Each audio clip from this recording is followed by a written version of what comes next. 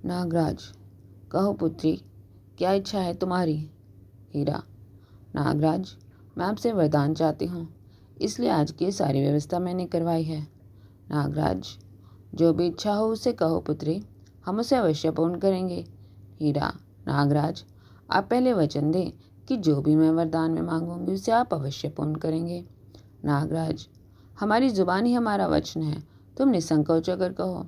हीरा, नहीं नागराज, आप पहले वचन दें। नागराज, ठीक है। और फिर नागराज अंगुली में जल लेते हैं और कहते हैं, एक वचन, दो वचन, तीसरा वचन अगर टलूं तो नर्क की चक्की पिसूं। और ये कहकर अपने हाथ की अंजुली से जल छोड़ को जमीन पर छोड़ देते हैं। नागराज, कहो पुत्री, क्या वरदान चाहिए? हीरा, नागराज, मैं आपके छोटे पुत्र की पत्नी हूँ और उन्हें अपने साथ ले जाने के लिए वरदान चाहती हूँ। इतना सुनते ही नागराज आश्चर्य से कहते हैं, तुमने हमारे साथ छल किया, हमें छल से वचन में बांध लिया। तुम कोई और वरदान मांग लो, लाल हमें अत्यधिक प्रिय है। इतने वर्ष हमने लाल के बिना कैसे गुजारे, यह हम ही जानते हैं। हीरा, नागराज, जिस प्रकार तरह आप अपने पुत्र से प्रेम करते हैं, वैसे ही मैं भी अपने पति से प्रेम करती हूँ। आपने मुझे वरदान दिया है और मुझे वरदान रूप में मेरा पति लाल ही चाहिए। नागराज, ठीक है पुत्री, हमने तुम्हें वचन दिया है तो हम उसे अवश्य पूर्ण करेंगे, किंतु हमने लाल को अगले 100 वर्षों तक सर्प रूप में रहने का दंड दिया है, इसलिए वो अगले 100 वर्षों तक सर्प रूप में रहेगा। हीरा, नागराज, कोई तो उपाय है जिससे इनका ये दंड माफ हो सके? नागराज, उपाय है, किंतु उपाय बहुत कठिन है। हीरा, नागराज, कोई भी उपाय हो आप बताइए, मैं उसे अवश्य पूरा करूंगी। नागराज, पुत्री, आने वाली नाग पंचमी से पहले पंचप्रयाग के जल से अगर तुम लाल को स्नान करा सकी तो अवश्य ही लाल को इस दंड से मुक्ति मिल जाएगी और वो पूर्ण मनुष्य रूप में आज प्राप्त कर सकेगा। हीरा, आने वाली नाग पंचमी? नागराज, हाँ, जो 3 दिन बाद है। हीरा, पर नागराज, पंचप्रयाग तो यहाँ से बहुत दूर है, इतनी जल्दी वहाँ से जल लाना संभव ना हो सकेगा। नागराज, हम जानते हैं पुत्री, अगर तुम्हें अपने पति वापस चाहिए तो ये परीक्षा तो देनी ही होगी। हीरा, अगर पंचप्रयाग के जल से स्नान करके लाल पुनः मनुष्य रूप प्राप्त कर सकते हैं तो मैं अवश्य पंचप्रयाग का जल लेकर आऊंगी। नागराज, पुत्री, नाग पंचमी के दिन महादेव के मंदिर में जल लेकर आ जाना, किंतु पुत्री, ये कार्य सूर्यास्त होने से पहले करना है, क्या तुम कर पाओगी? हीरा, अगर लाल के प्रति मेरा सच्चा प्रेम है और आपका आशीर्वाद मेरे साथ है तो मैं यह कार्य अवश्य पूर्ण करूंगी। नागराज आगे आकर हीरा के सर पर हाथ रखते हैं और आशीर्वाद देते हुए कहते हैं, विजय भव पुत्री, हम नाग पंचमी के दिन भोले बाबा के मंदिर में तुम्हारी प्रतीक्षा करेंगे। और फिर हीरा लाल से मिलकर कहती है, लाल, मेरा इंतजार करना, मैं पंचप्रयाग का जल लेकर अवश्य आऊंगी। और फिर हीरा वापस महल आकर पन्ना को सारी बात बताती है। पन्ना, पर दीदी, इतनी जल्दी पंचप्रयाग का जल तो असंभव है। हीरा, पन्ना, केवल प्रेम में ही इतनी शक्ति होती है कि जो हर असंभव कार्य को संभव कर सकता है।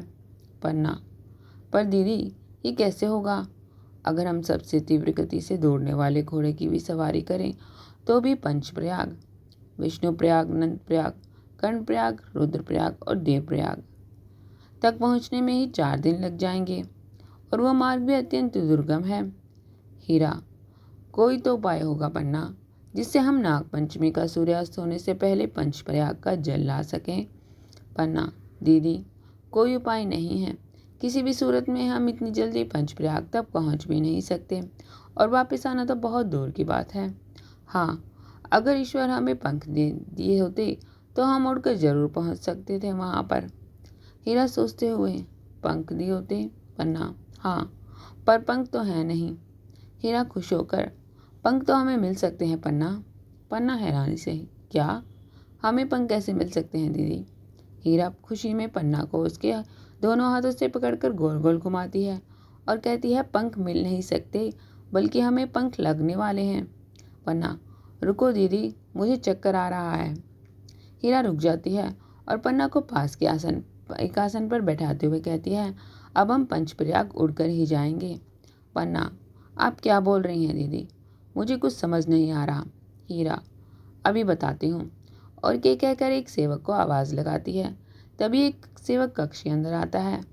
हीरा सेवक से कहती है, नगर में जो पनवाड़ी और उसकी बेटी की दुकान है, वहाँ से उन दोनों को पकड़ कर लाओ। सेवक जो आज्ञा कहकर चला जाता है। सेवक के जाने के बाद पन्ना कहती है, उसको क्यों बुलाया दीदी? हीरा पन्ना को अपनी सारी योजना बताती है। पन्ना घबराते हुए, ये सब ठीक नहीं होगा, मुझे तो डर लग रहा है। हीरा कहती है, डर क्यों रही हो? भगवान पर भरोसा रखो, सब ठीक हो जाएगा और जल्द ही हमारे पति हमारे साथ होंगे। कुछ देर बाद सैनिक पनवाड़ी और उसकी बेटी को बंदी बनाकर हीरा और पन्ना के महल में ले आते हैं। पनवाड़ी और उसकी बेटी दोनों महल के प्रांगण में खड़े हैं। तभी वहाँ हीरा और राजकुमारी पन्ना दोनों आते हैं। पनवाड़ी हाथ जोड़कर कहता है, हमारा अपराध क्या है राजकुमारी? क्यों हमें बंदी बनाया गया है? हीरा शहजादी कहती है, अपराध तो बहुत बड़ा है जो क्षमा के योग्य नहीं है। अगर महाराज को तुम्हारे इस अपराध के बारे में पता चला तो मृत्युदंड निश्चित है। पनवाड़ी की बेटी तेज में आकर कहती है, हमने कोई अपराध नहीं किया, फिर महाराज हमें मृत्युदंड क्यों देंगे? हीरा कहती है, लगता है तुम्हारी याददाश्त कमजोर है जादूगरनी। भूल गई हो तुम कि तुम मुसाफिरों को पकड़कर जीव जंतुओं में बदल देती हो। कुछ याद आया? पनवाड़ी की बेटी उस समय को याद करती है जब उसने लाल शहजादे को अपनी जादू की शक्ति से मंत्र पढ़कर मेमना बनाया था और राजकुमार ने उससे वो मेमना छीन लिया था। ये सब बातें याद आने पर राजकुमार जादूगरनी के चेहरे का रंग उड़ जाता है। हीरा उसके चेहरे से भाप जाती है कि वो डर गई। हीरा, याद आया? अगर तुम्हारी ये खूबी महाराज को पता लगी तो जरा सोचो तुम्हें कितना बड़ा दंड मिलेगा। पनवाड़ी हीरा के पैरों में गिरकर गिड़गिड़ाने लगता है, हमें माफ़ कर दीजिए, अगर ये आगे से ऐसा कुछ नहीं होगा। हम ये नगर भी छोड़कर किसी अन्य नगर में चले जाएंगे। हीरा थोड़े नरम भाव से कहती है, मैं भी सोच रही हूँ कि तुम्हें एक मौका तो दूँ, मुझे देना चाहिए, पर उसके बदले में तुम्हें हमारा एक काम करना होगा। पनवाड़ी, कौन सा काम? हीरा जादूगरनी के सामने खड़ी होकर उसकी आंखों में आंखें डालकर कहती है, तुम वो नहीं हो जो दिखती हो, तुम्हारी आंखों में मुझे तड़प नजर आती है।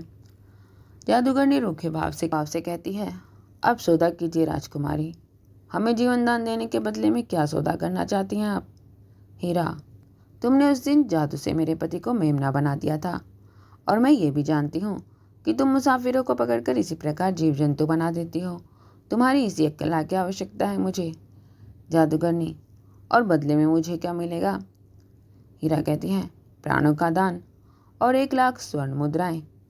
मुसाफिरों का धन चुराने के लिए ही तो तुम उन्हें पशु पक्षी बनाती हो। 1,00,000 स्वर्ण मुद्राएं पर्याप्त है जीवन व्यापन करने के लिए। जादूगरनी, मैं आपका कार्य करूंगी, पर उसके बदले में मुझे धन नहीं चाहिए। हीरा हैरानी से कहती है, धन नहीं चाहिए तो और क्या चाहिए? जादूगरनी, मेरी 2 शर्तें हैं, अगर आप उन्हें पूरा करती हैं तो मैं आपकी आवश्यक सहायता करने के लिए तैयार हूँ।